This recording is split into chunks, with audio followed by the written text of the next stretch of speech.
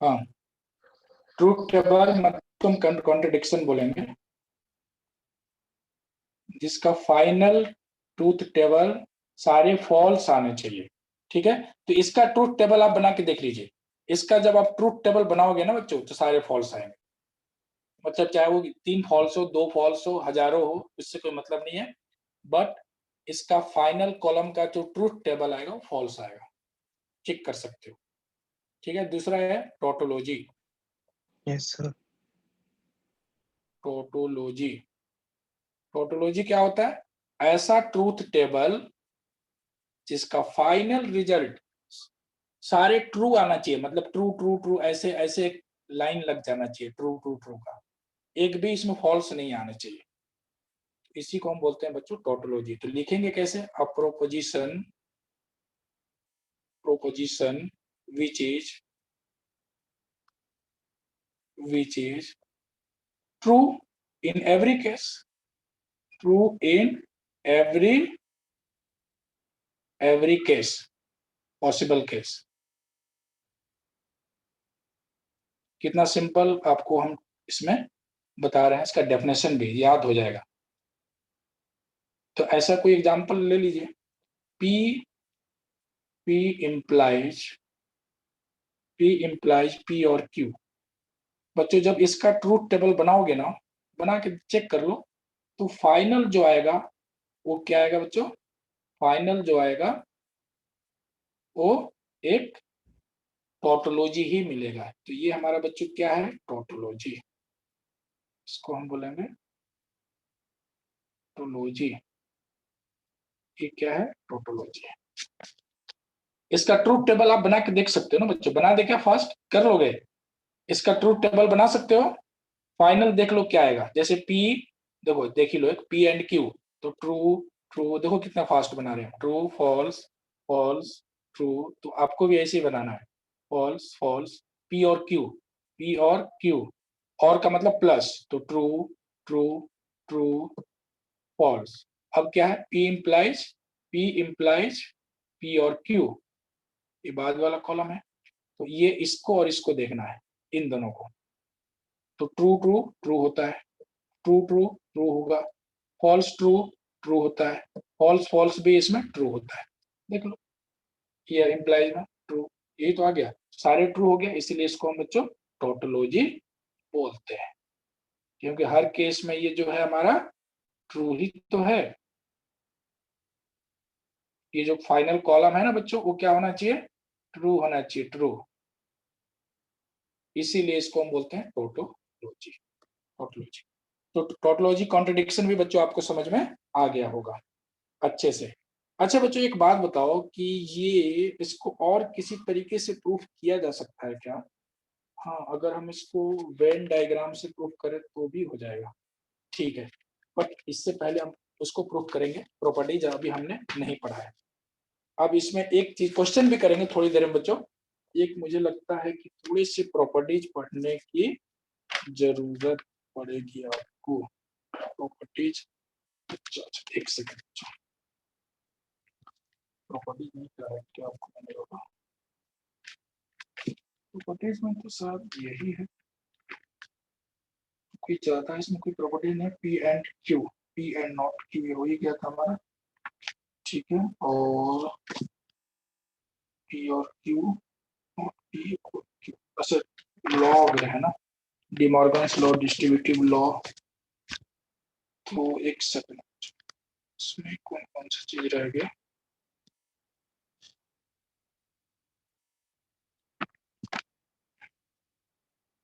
हाँ बच्चों, अब थोड़ा ध्यान दीजिए, यहाँ पे थोड़े से लॉ पढ़ा दे आपको। इक्विवेलेंस, लॉजिकली इक्विवेलेंट होते हैं, ये रूल्स हैं। हाँ, पहला देखो, फर्स्ट बच्चों ध्यान रखिए, अब P imply P tends to Q, P tends to Q जो होता है, अच्छा ये इसके इक्विवेलेंट है। अच्छा रूल्स, लॉजिकली इक्विवेलेंट, एक सेकंड बच्चों, नेगेशन नहीं है ना, इसको हम अभी जो पढ़ा रहे हैं ना, इक्विवेलेंस भी बोलते हैं इसको, इक्विवेलेंस। मतलब ये इसके इक्विवेलेंट होगा। फर्स्ट वाला, फर्स्ट जैसे दिया है P इम्प्लाइज Q, ये बहुत जरूरी है, तभी आप आगे का क्वेश्चन कर पाओगे। P implies Q, P implies Q जो है बच्चों वो लॉजिकली इक्विवेलेंस, ये तीन सिंबल क्या होता है, लॉजिकली इक्विवेलेंस, ये इसका सिंबल होता है। इक्विवेलेंस नेगेशन ऑफ P और Q, मतलब इन दोनों का ट्रूथ टेबल सेम होगा। These two expressions are logically equivalent, ठीक है, इक्विवेलेंट। तो ये मतलब लिख दे क्या इसको, these two terms, these two statement लिख लो ऐसे, टू स्टेटमेंट आर लॉजिकली, बाद में भूल जाओगे कोई नेगेशन है क्या है, नहीं, ये इसके बराबर है, सिंपल सा ये इसके बराबर है, लॉजिकली इक्विवेलेंट।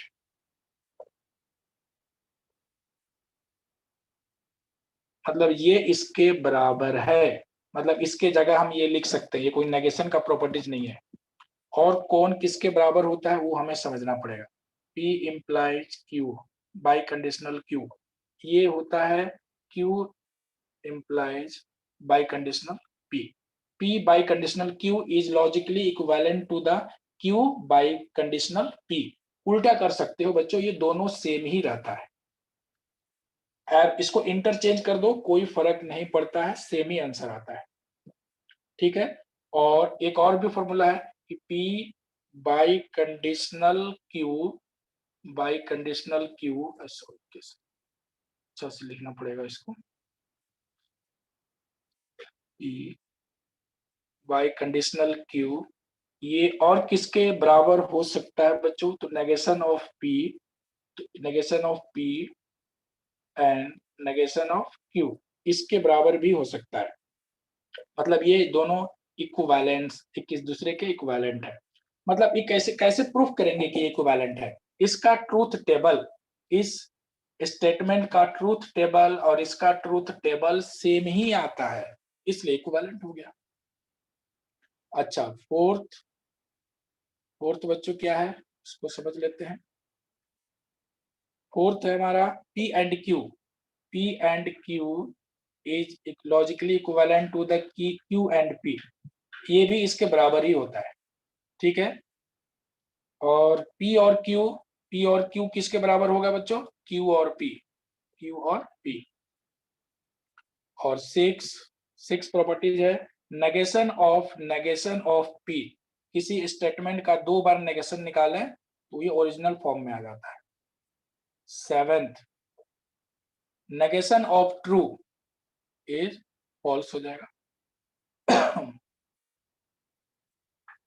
समझ में आ रहा है ना बच्चों, सारे मैं PDF फाइल शेयर कर दूंगा, अच्छे से संभाल के रखना, बहुत काम आएगा एग्जाम के टाइम पे। अब डी मॉर्गन्स लॉ पढ़ लेते हैं, डी मॉर्गन्स लॉ, जो कि ये हम पहले भी समझ चुके हैं। इसका नाम है डी मॉर्गन्स लॉ, तो नाम में क्या रखा है, ठीक है, काम क्या है उस पर ध्यान देंगे। तो नेगेशन ऑफ P और Q, ये बहुत आसान है, ये भी इसके इक्विवेलेंट होता है, नेगेशन ऑफ P और को एंड बना दो, खत्म कहानी। Negation of P and Q, P and Q, ठीक है, बस कुछ नहीं, नेगेशन ऑफ P और बना दो इसको, कितना आसान है डी मॉर्गन्स लॉ, ठीक है बच्चों। इसके बाद कौन सा नंबर था, एट्थ, नाइन्थ प्रॉपर्टी क्या है, नाइन्थ है बच्चों एसोसिएटिव लॉ। बस थोड़े से और प्रॉपर्टीज रह गए बच्चों, बहुत काम आएगा ये। एसोसिएटिव लॉ क्या होता है, P and Q and R is logically equivalent to the P and Q and R, ठीक है। दूसरा है बच्चों P और Q और R, ये किसके इक्विवेलेंट होगा, मतलब इसको ब्रैकेट ओपन कैसे करना है बच्चों, ब्रैकेट को ओपन करना ही तो, सॉरी ये ओपन नहीं कर रहे हैं, इसको हम क्या कर रहे हैं, यहाँ पर ब्रैकेट को चेंज कर रहे हैं, पहले फर्स्ट टू में था अब लास्ट टू में आ गया, कोई फर्क नहीं पड़ता बच्चों, कोई फर्क नहीं पड़ता है। आप इसको ऐसे कर लो, P of Q and R, किसी को किसी के साथ क्लब कर सकते हो, ये आपको छूट है। यही बताता है एसोसिएटिव लॉ कि ब्रैकेट कहीं से भी कहीं लगा दो। पहले फर्स्ट टू में था, लास्ट टू में लगा दिया, क्या फर्क पड़ता है? ये दोनों एक दूसरे के इक्विवेलेंट है। 10th क्या है बच्चों? Distributive law. ये बहुत काम का है बच्चों, डिस्ट्रीब्यूटिव लॉ। डिस्ट्रीब्यूटिव लॉ, ठीक है, ये सब नाम पहले से भी सुने होंगे अलजेब्रा वगैरह, ठीक है ना बच्चों? तो डिस्ट्रीब्यूटिव लॉ थोड़ा इंपॉर्टेंट है इसमें। पी एंड क्यू और आर, क्यू और आर, पी एंड क्यू और आर। अब यहाँ पे क्या देख रहे हैं बच्चों? यहाँ पर तो सेम सिंबल था, देखो यहाँ पर दोनों एंड था, दोनों और था, दोनों एंड, दोनों और। अब यहाँ पर क्या है? डिस्ट्रीब्यूटिव सर में आपने मिक्सअप लास्ट है। वाले में एक एंड लगा दिया है कहाँ पे बच्चों? हाँ देखो, एसोसिएटिव में। हाँ ये ऐसा नहीं लगेगा, सेम ही रहता है इसमें। इसकी पहचान है, ये दोनों ही सेम सिंबल रहेगा, तभी आप एसोसिएटिव लॉ लगा सकते हैं। इसमें देखिए, अब डिस्ट्रीब्यूटिव में क्या होता है कि कहीं एंड तो कहीं और, तो इसको कैसे ओपन करना बताएंगे कि इसको मल्टीप्लाई कैसे करना है। तो पी एंड क्यू, बस सिंपल सा रूल है बच्चों, P and Q, P and Q, ठीक है। और पी एंड क्यू हो गया ना, अब पी एंड आर भी लिखो, P and R, P and R भी लिखो, ये दोनों दोनों जगह एंड आएगा। P and Q, P and Q and P and R. अब ये और जो है वो बीच में आ जाएगा ऐसे। अब देखो ये कैसे, अब यहां से देखो, यहां से यहां लिखना आसान है, लेकिन यहां से अगर इधर पहुंचना है तो दोनों चीज हमें आना चाहिए ना। कहीं अगर ये स्टेटमेंट लिखा है बच्चों, ये वाला स्टेटमेंट लिखा है और आपसे कह रहा है कि भाई ये किसके बराबर हो सकता है, तो ये इसके बराबर हो सकता है। कैसे हम इसको यहां से यहां तक लिखना तो ठीक है, अब राइट से लेफ्ट में थोड़ी सी बच्चों को दिक्कत आती है। मैं ट्रिक बताता हूँ कैसे इसको इस फॉर्मेट में कैसे लिखना है, इस फॉर्मेट में कैसे लिखना है। तो बच्चों ये बताओ कि यहाँ पर कॉमन क्या दिखाई दे रहा है? पी एंड, ये इसकी पहचान है। तो अगर मैंने पी एंड कॉमन ले लिया तो बचा क्या? क्यू और आर, क्यू और आर, बस खत्म कहानी। तो यहाँ से हम ऐसे भी लिख सकते हैं और यहाँ से left to right, right to left, दोनों चीज आपको आना चाहिए। तो कोई भी दिक्कत है तो मुझे आप बताइए, ये जो बताया बहुत इंपॉर्टेंट पॉइंट है। पी एंड कॉमन ले लीजिए तो क्यू और आर, ठीक है ना बच्चों? डिस्ट्रीब्यूटिव लॉ है, तो ये डिस्ट्रीब्यूटिव लॉ एक और भी बनता है, यहाँ पे और आ जाएगा, यहाँ पे एंड आ जाएगा, उसके लिए भी ये वैलिड है। तो मैं एक ही बता रहा हूँ, ठीक है, दूसरा आप लिख लेना खुद। यहाँ पे और यहाँ पर एंड, एंड लगाकर दूसरा प्रॉपर्टी बना लेना, ठीक है बच्चों। अब एक और प्रॉपर्टी हमें समझना है, कौन सा? Identity law. ये रह गया बच्चों, आइडेंटिटी लॉ।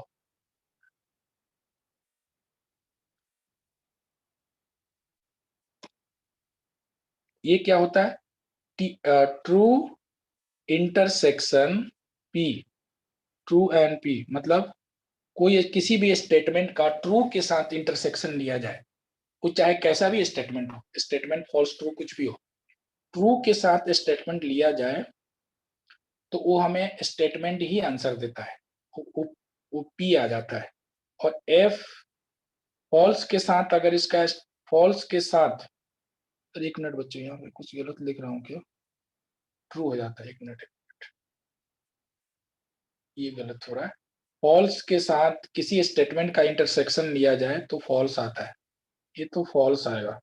और पी और नॉट पी, ये किसके बराबर आएगा? तो ये ट्रू हो जाएगा। पी एंड नॉट पी क्या आएगा? फॉल्स हो जाएगा। टी एंड पी का क्या कहानी है बच्चों? टी एंड पी, अच्छा पी और टी ट्रू हो जाएगा, ये ट्रू होना चाहिए। अच्छा दूसरा एक और भी है, पी और टी, हाँ यहाँ से क्लियर हो गया, पी और टी जो आएगा ट्रू हो जाएगा, टी एंड पी। अच्छा पी और फॉल्स क्या होगा? पी और फॉल्स, इसकी अगर बात करें तो ये हो जाएगा हमारा पी, ये पी हो जाता है। अच्छा पी, तो यहाँ पर भी पी ही आना चाहिए, ठीक है। अभी क्वेश्चन आएगा तो हम सब समझा देंगे आपको। ये भी हमारा पी आता है, ठीक, दोनों केस में टी एंड पी अगर इंटरसेक्शन ले तो पी आएगा, एफ इंटरसेक्शन पी ले तो फॉल्स आएगा। अच्छा अच्छा, आइडेंटिटी लॉ। और एक minute, P and not P. अच्छा ये पहले ये समझ लो बच्चों, ये समझने की चीज है, इसका इतना यूज नहीं है, पहले ये समझो। P and not P, P और नॉट पी, इसी का यूज होगा। मुझे नहीं लगता इसका इतना यूज है, ये दोनों यूज होगा। पी और नॉट पी कितना आएगा बताइए? पी और नॉट पी कितना आएगा? जैसे दो सेट बना लो ना, सेट बना के समझो ना बच्चों। एक पी बना लिया, और जैसे ये हमारा पी है, इसको पी बोल दिया, और ये हमारा नॉट पी है, ठीक है? तो पी और नॉट पी, तो पी तो ये हो गया, और नॉट पी ये वाला पार्ट हो गया, ये वाला जो पार्ट है वो नॉट पी हो गया, ये वाला सब पार्ट, ठीक है? तो अब देखिए, इसमें अगर हम कंबाइन कर दें, इस पूरे को क्या बोला जाता है? ये जो पूरा सेट है उसको हम क्या बोलते हैं? मैथमेटिकल लॉजिक के फॉर्मेट में इसको टी बोला जाता है, और सेट थ्योरी में यूनिवर्सल सेट बोला जाता है, यूनिवर्सल सेट, ठीक है? इसको टी या फिर वन बोल सकते हैं। टोटल प्रोबेबिलिटी में वन बोलते हैं, और ये हमारा टी, टी से डिनोट होता है। तो पी और नॉट पी सब मिला दिया जाए तो टी बन जाएगा, ठीक है ना? पी और नॉट पी को मिला दिया जाए, यूनियन का मतलब क्या होता है? मिला देना, दोनों को ज्वाइंट कर देना, तो टी बन जाएगा। पी एंड नॉट पी कर दिया जाए तो फिर बच्चों क्या होगा? कुछ मिलेगा नहीं, पी और नॉट पी में कुछ कॉमन है ही नहीं, जीरो। फॉल्स मतलब जीरो होता है, फॉल्स मतलब जीरो, तो कुछ कॉमन है ही नहीं, तो जीरो हो जाएगा, ठीक है? P, P union T. अब देखो यहाँ पे पी और टी, कोई अगर पी है और ये टी है, ये समझिए बच्चों, पी और टी, टी कहने का मतलब ये होल सेट, यूनिवर्सल सेट। यहाँ पे टी क्या है? यूनिवर्सल सेट है। तो पी और टी का यूनियन लिया जाए तो टी बन जाएगा, बड़ा वाला सेट मिल जाएगा, टी, टी मिलेगा कि नहीं? पी और टी का अगर यूनियन लिया जाए, पी और फॉल्स, पी और फॉल्स का अगर यूनियन लिया जाए, पी यूनियन फॉल्स, तो यहाँ पे फॉल्स है कहाँ? फॉल्स किधर है फिर? कौन बताएगा कि फॉल्स है कहाँ? यहाँ फॉल्स का मतलब जीरो, कुछ नहीं, फॉल्स का मतलब जीरो। तो बच्चों ये फॉल्स का मतलब होता है जीरो, तो पी का अगर जीरो के साथ यूनियन लिया जाए तो पी ही आएगा। यही चीज यहाँ पे था, टी इंटरसेक्शन पी, तो टी इंटरसेक्शन पी, अब इसको समझ लो, टी इंटरसेक्शन पी, तो पी आएगा, ये छोटा वाला सेट आएगा ना, इंटरसेक्शन में छोटा वाला। एफ इंटरसेक्शन पी, तो एफ क्या होता है? जीरो, जीरो का इंटरसेक्शन पी के साथ दिया जाए तो जीरो बन जाएगा, फॉल्स। ये बहुत काम आएगा बच्चों एंट्रेंस के लिए, एंट्रेंस में काम आएगा, एनसीईआरटी में थोड़ी ना है। अब देखो कितना मजा आएगा क्वेश्चन करने में। अब बच्चों प्रॉपर्टी सारा मैंने आपको बता दिया, तो क्वेश्चन करने में भी मजा आना चाहिए। अब जैसे ये क्वेश्चन था, ये एकदम सिंपल क्वेश्चन लेते हैं कि P and Q is, question ये है, is logically equivalent to the, चार ऑप्शन दे देगा, एक ये पहला दे देगा P, फिर दे देगा Q, P और Q, P एंड Q। बताइए ये किसके लॉजिकली इक्विवेलेंट हो सकता है? तो आप क्या करोगे? टेबल बनाओगे ना बच्चों, आपको तो टेबल बनाना पड़ेगा। क्यों नहीं समझ में आ रहा आपको? अंश समझ में आ रहा है? हेलो? Yeah. हाँ, अरे बाकी डिस्कनेक्ट हो गया क्या? अच्छा छोड़ो। तो यहाँ पर देखो मैं क्या कह रहा हूँ कि P और P एंड Q, तो ये इसको हम बाई प्रॉपर्टी, टेबल बनाओगे तो पता चल जाएगा कि क्या आएगा। बट इसमें अगर हम बाई प्रॉपर्टी सॉल्व करें, बाई प्रॉपर्टी सॉल्व करें तो कैसे होगा? देखो मैं इसको मल्टीप्लाई कर दो, P, P और P आएगा, ठीक है? P और P एंड P और Q, अभी अभी तो पढ़ा है, P और Q, P ये क्या होता है? P एंड P और P और Q, अब बीच में एंड आ जाएगा। अब अगर ऐसे लगता है कि गलत लिखा है मैंने, तो ये देखो इन दोनों को कॉमन ले लो, P और कॉमन लोगे तो P एंड Q बच जाएगा। इधर से भी एक बार रिवर्स चेक कर लेना चाहिए कि मैंने सही लिखा है कि नहीं, ये बिल्कुल सही लिखा है। अब मुझे ये बताइए बच्चों कि अब ये किसके इक्विवेलेंट हो सकता है? ये P और P में यूनियन क्या आएगा? P आएगा, P इंटरसेक्शन P और Q। अब मुझे ये बताइए कि P और Q और P में इंटरसेक्शन क्या आएगा। कितना सिंपल है, ठीक है। ये P है, ये है Q है, P आएगा दो सर। सेट। हाँ, तो P और Q का मतलब होता है बच्चों ये पूरा कंप्लीट, ये पूरा कंप्लीट P और Q होता है। P और Q और उसमें P के साथ इंटरसेक्शन तो छोटा वाला आ जाएगा। इंटरसेक्शन में छोटा वाला आता है, P और Q और P में इंटरसेक्शन लेंगे तो छोटा वाला मतलब P आ जाएगा। तो ये इसका फायदा है, बिना ट्रूथ टेबल बनाए भी हम आंसर टिक कर सकते हैं, ये इसका फायदा है। समझ में आया बच्चों? और यस आप एक सेकंड, एक सेकंड। अब ये क्वेश्चन भी जैसे इसको हमें सॉल्व करना है बच्चों। अभी जरा से देखना, क्वेश्चन ये है, रुचिर बताएगा इसको कि जैसे P एंड P और Q ऐसा दिया है बच्चों। ये बताना है कि क्या है ये, एक सेकेंड, ये किसके लॉजिकली इक्विवेलेंट हो सकता है, ठीक है ना। पहला ऑप्शन दिया है ट्रू आंसर, फिर दिया है फॉल्स, फिर दिया है P और Q। ये किसके लॉजिकली इक्विवेलेंट हो सकता है, तो ट्रूथ टेबल बनाना पड़ेगा आपको। प्रॉपर्टीज आता है तो बहुत जल्दी हो जाएगा। P एंड P और Q, तो इसका मतलब ये होता है बच्चों, ये किसके इक्विवेलेंट होता है पहले ये बताइए। P इम्प्लाइज Q किसके इक्विवेलेंट होता है बच्चों, पहले ये बता दीजिए। ये प्रॉपर्टी याद होना चाहिए ना आपको। P इम्प्लाइज Q किसके बराबर होता है, P implies Q, P implies Q, P implies Q, ये वाला फर्स्ट वाला ही प्रॉपर्टीज था बच्चों। नॉट P और Q, नॉट P और Q, नॉट P और Q, मतलब पहले में नॉट और इसके बाद Q। तो इस पूरे को हमने P बोल दिया, इसको Q बोल दिया, इसको P और इसको Q। तो बच्चों क्या आना चाहिए, नॉट P और P और Q। P और Q मतलब ये P और Q कहने का मतलब क्या है बताओ। अच्छा, नॉट P, अच्छा नॉट P मतलब ये हमारा P हो गया। इसके बाद क्या आना चाहिए, और P और Q, सॉरी क्या लिख रहा हूं मैं यार, P नॉट P और Q तो यही है, P और Q, ये आ गया। ये इसके बराबर होता है बच्चों बाय प्रॉपर्टी। अब इसको ओपन कर दीजिए, तो P और P union negation of P और Q। अब ये बताइए बच्चों, ये किसके बराबर होगा, ये किसके बराबर होगा। P और नॉट P का यूनियन कितना आएगा, P और नॉट P का यूनियन कितना आएगा, P और नॉट P का यूनियन कितना आएगा, बोलो। P और नॉट P का यूनियन कितना आएगा, P ही तो आएगा ना। P और P और ये कितना, नॉट P और Q, और नॉट P और Q।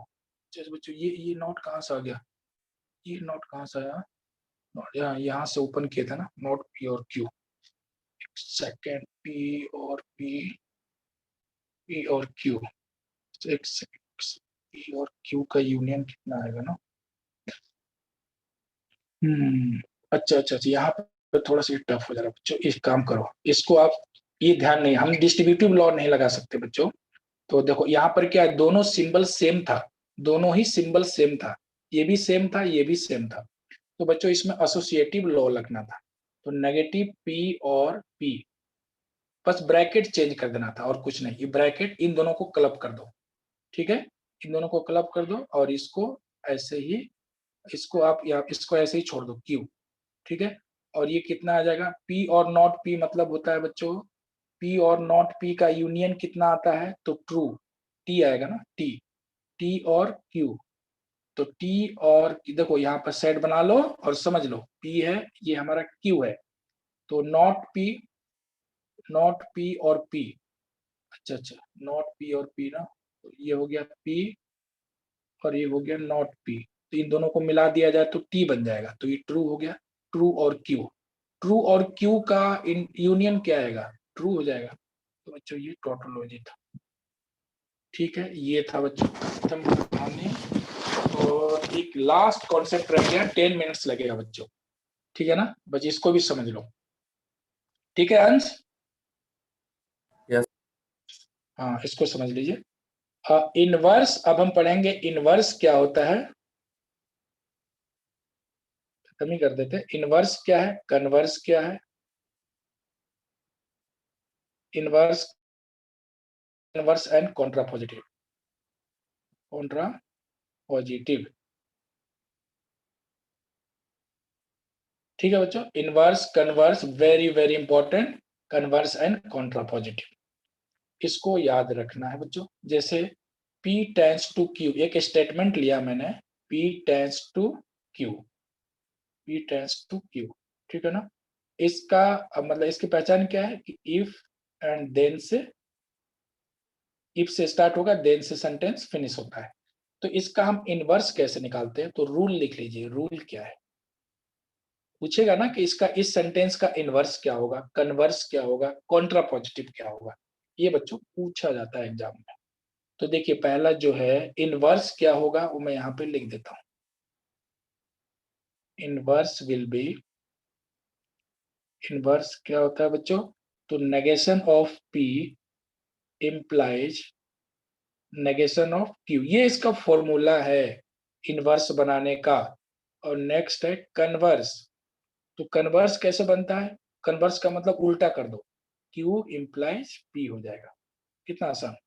और एक है कॉन्ट्रा पॉजिटिव, बस ये लास्ट पढ़ाएंगे, कॉन्ट्रा पॉजिटिव। कॉन्ट्रा पॉजिटिव में बच्चों क्या होता है कि नॉट Q, इसका रिवर्स कर दो, इसका ऊपर वाले का, not Q implies not P। अब आप कहेंगे ये कितना इंपॉर्टेंट है, बताए बच्चों, इसी के क्वेश्चन बहुत सारा पेपर में पूछा गया। एक सेंटेंस दे देगा, if you work hard then you pass the exam, इसका इनवर्स क्या बनाओ, इनवर्स बनाओ, कन्वर्स बनाओ, कॉन्ट्रा पॉजिटिव बनाओ, ठीक है। उसका ही बनाया जा सकता है, वो घर पे ट्राई करना। और मैं एक सेंटेंस अलग से ले रहा हूं, ठीक है। बस ये एग्जाम्पल क्या है, if Ravi, Ravi is good boy, Ravi is good in logic, good in logic, then Rabi is good in mathematics, good in mathematics, उसका लॉजिक अच्छा है, इसीलिए वो मैथमेटिक्स में अच्छा है। तो इसकी पहचान क्या है कि इफ और देन। तो बच्चों हमें ये पता चल गया कि ये P इम्प्लाइज Q को रिप्रेजेंट करता है, P इम्प्लाइज Q, ये इसका सिंबॉलिक फॉर्म है। तो इसका आपको करना क्या है बच्चों, नेगेशन नहीं बनाना है, इनवर्स बनाना है। पूछेगा उससे कि what is the inverse of this sentence, इस सेंटेंस का इनवर्स क्या है। तो बच्चों इनवर्स क्या होगा बता दीजिए फास्ट, रुचिर इनवर्स बताओ क्या होगा इसका। मैं यहाँ पे लिख भी देता हूँ, देखो यहाँ पर ये पढ़ लो। इनवर्स में क्या होता है कि not P implies not Q, not P, तो इसका पहले तो कन्वर्स बनाओ, छोड़ो उसको, पहले कन्वर्स बनाओ। कन्वर्स इजी है ना, Q इम्प्लाइज P है, तो कन्वर्स कैसे बनेगा, पहले कन्वर्स बनाओ, छोड़ो उसको। कन्वर्स, कन्वर्स तो बहुत आसान हो गया ना बच्चों, उल्टा कर दो। इफ देखो, if Ravi is good in logic then Ravi is good in mathematics, तो इसका कन्वर्स क्या होगा। सॉरी, मैं क्या बोल रहा था अभी, इनवर्स। आसान कौन सा था, आसान कौन सा था, इनवर्स की कन्वर्स, सबसे इजी वाला पहले करेंगे ना, किसका फॉर्मूला सर सबसे आसान इनवर्स है। हाँ, अरे कन्वर्स वाला बहुत आसान है ना, देखो P इम्प्लाइज Q, हाँ सर। P, देखो ये P इम्प्लाइज Q है, P इम्प्लाइज Q का कन्वर्स सबसे आसान होता है बच्चों, कन्वर्स करना। P इम्प्लाइज Q का Q इम्प्लाइज P, तो बच्चों कितना इंटरचेंज कर देना, बस इंटरचेंज कर देना है बच्चों। कि आप लिखेंगे if Ravi is good in mathematics, if Ravi is good in mathematics, ठीक है, then Ravi is good in logic. समझ में आया। कन्वर्स, कन्वर्स में लिखेंगे इफ रवि इज, उल्टा कर देना है बच्चों, if Ravi is good, Ravi is, तीनों बनाओ, खत्म करते हैं यहाँ पे। Ravi is good in mathematics, mathematics, ठीक है। Then Ravi, Ravi is good in logic, is good in logic. देखो कन्वर्स बनाना कितना आसान था। कन्वर्स में क्या कर रहे, उल्टा कर देते हैं बस, स्टेटमेंट को रिवर्स कर दो। ये वाला स्टेटमेंट था हमारा, यही स्टेटमेंट था ना, P इम्प्लाइज Q, तो P इम्प्लाइज Q का Q इम्प्लाइज P। अच्छा अब ये कैसे इनवर्स कैसे बनाओगे, इनवर्स, इनवर्स भी लिख लीजिए, ऊपर लिखा हुआ है। इनवर्स का मतलब हुआ if Rabi is good in logic, if Rabi is good in logic, good, sorry Rabi is not लिखना पड़ेगा ना, not, Rabi is not good, not good in, formula देखो ना, फॉर्मूले से बनता है ये, not good in logic, then Rabi, Rabi is not good in maths. पढ़ने में इनवर्स वाला भी स्टेटमेंट सही लगता है कि अगर लॉजिक अच्छा नहीं है तो मैथ्स भी उसका अच्छा नहीं होगा, तो ये होता है इनवर्स। इनवर्स एकदम करेक्ट हो गया। P implies Q, P implies Q का जो इनवर्स होता है, नॉट लग गया, पहले में भी नॉट, दूसरे में भी नॉट। कितना आसान, इनवर्स बनाना बहुत आसान, पहले में भी नॉट, दूसरे में भी नॉट, और सेंटेंस इफ से स्टार्ट होगा, देन से फिनिश होगा। इसमें तो पूरा इंटरचेंज कर दो, बस ये उल्टा पलटा बन जाता है कॉन्ट्रा पॉजिटिव। पहले नॉट क्यू, नॉट क्यू, तो नॉट क्यू कैसे, if Rabi is not good in maths then Rabi is not good in logic. उल्टा कर दो इसमें, if Rabi is not good in maths then Rabi is not good in logic. ये आपका इसका आंसर हो गया कॉन्ट्रा पॉजिटिव का। कर लोगे ना, बोलो, कॉन्ट्रा पॉजिटिव, ये आप घर पे कर लो। ठीक है बच्चों, फिर मिलते हैं, ओके बाय। रुचिर, अंश, ठीक है, फिर मिलते हैं। घर पे एक बार इसको रिवाइज कर लीजिए अच्छे से। Thank you sir. Okay, thank okay you, sir. चलो।